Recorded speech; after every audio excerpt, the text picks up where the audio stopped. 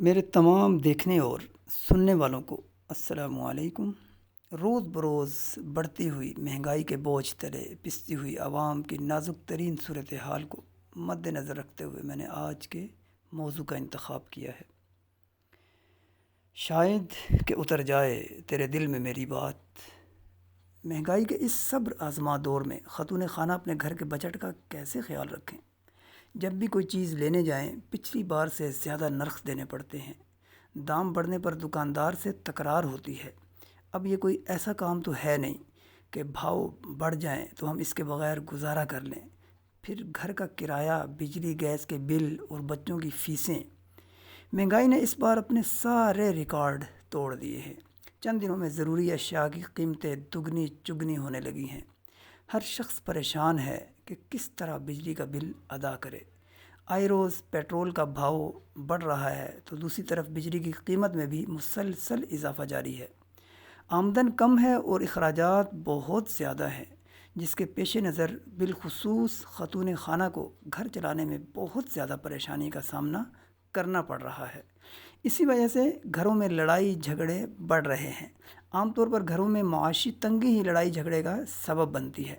ایسے حالات میں خاتون خانہ کو چاہیے کہ وہ اپنے شوہر سے بھرپور تعاون کرے، کیونکہ اس کے شوہر کو بھی موجودہ سخت حالات کا اسی کی طرح سامنا کرنا پڑ رہا ہے۔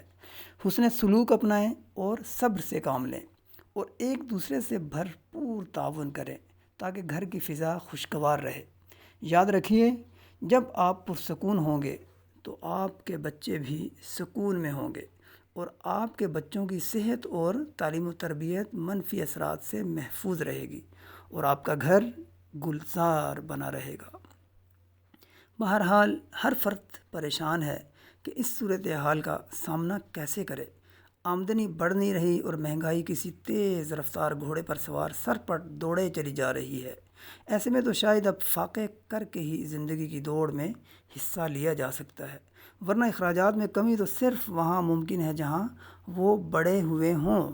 ہماری آنے جانے والی حکومتوں نے تو پہلے ہی شکنجہ اتنا کس دیا ہے کہ اب کم کرنے کو بہت کم باقی رہ گیا ہے۔ بہرحال زندگی میں جینا نہیں چھوڑتے، کوششیں جاری رکھتے ہیں۔ آمدنی میں اضافے کے ساتھ ساتھ اخراجات کو اثر نو ترتیب دیتے ہیں، شاید کوئی سبیل نکل آئے۔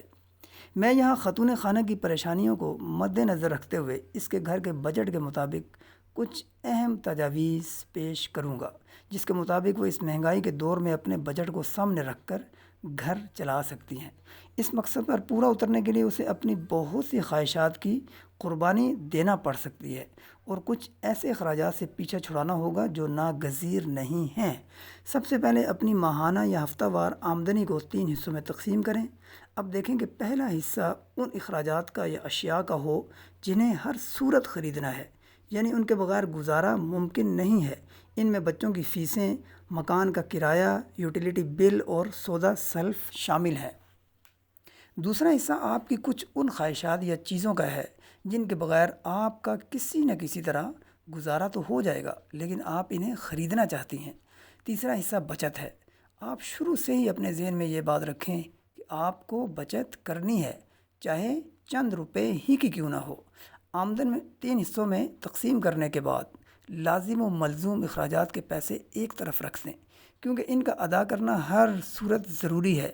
اب مرحلہ آتا ہے گھر کے راشن کا، اور اس کے لیے سب سے پہلے ان اشیاء کی فہرست بنائیں جو خریدنی ہے، تاکہ جب آپ مارکیٹ جائیں تو آپ کو معلوم ہو کہ کون سی چیز خریدنی ہے اور کتنی مقدار میں خریدنی ہے۔ فہرست بنانے کے ساتھ ساتھ باورچی خانے میں موجود راشن پر نظر ڈالتی جائیں، کیونکہ بہت سی اشیاء موجود ہوتی ہیں اور ہم ضرورت سے زیادہ لے آتے ہیں۔ کوشش کریں کہ وہ چیزیں کم خریدیں جن کے بغیر گزارا ممکن ہے۔ یوٹیلیٹی سٹور کی بچت سے بھی فائدہ اٹھایا جا سکتا ہے، بشرطے کہ وہاں رسائی ہو اور چیزیں دستیاب بھی ہوں، تاکہ کچھ مزید بچت ممکن ہو سکے۔ کچھ چیزوں میں ہم کم قیمت اشیاء بھی اختیار کر سکتے ہیں۔ یقیناً ایسا ہوتا ہے کہ بہت سی چیزیں تقریباً اسی معیار کی ہوتی ہیں اور پیسے کم ہوتے ہیں۔ گھر کے دیگر کاموں میں بھی آپ اپنے اخراجات کم کر سکتی ہیں، جیسے بجلی کے بل کو بھی کوشش کیجیے کہ کچھ کم کریں۔ دن کی روشنی کو کارآمد لائیے۔ استری کے کپڑے ایک ساتھ نپٹائیں گی تو الگ الگ استری کرنے کے مقابلے میں کم بجلی صرف ہوگی۔ اس طرح بجلی کے بل میں کافی فرق پڑے گا۔ بلب اور ٹیوب لائٹس کی جگہ انرجی سیورز کا استعمال کریں۔ یہ درست ہے کہ اس مہنگائی کے دور میں کم آمدنی رکھنے والے افراد کے لیے بچت کا سوچنا مشکل بلکہ لگ بھگ ناممکن ہونے لگا ہے، لیکن یہ بات یاد رکھیے کہ ہمیں حکومت یا اور کسی نئی حکومت سے کوئی توقع نہیں رکھنی چاہیے۔ ہمیں اپنے مسائل خود حل کرنے ہیں۔ یہاں کوئی حکومت عوام کی داد رسی نہیں کرے گی۔ سب کے پاس اپنے اپنے عذر ہوں گے، اس لیے یہ نہ سوچیے کہ فلاں حکومت آئے گی یا جائے گی تو مہنگائی کم ہو جائے گی۔ اس لیے اپنے وسائل خود سنبھالیے۔ ضروری نہیں کہ آپ کی بچت کئی ہزار روپوں کی ہو، بلکہ 100 روپے کی بچت بھی ہو سکتی ہے۔ گھر میں کئی طرح کی ہنگامی ضرورت ہو سکتی ہے، اس موقع پر بچت ہی کام آتی ہے۔ اس لیے آمدن تقسیم کرتے ہوئے تیسرا خانہ بچت کا ضرور رکھیں۔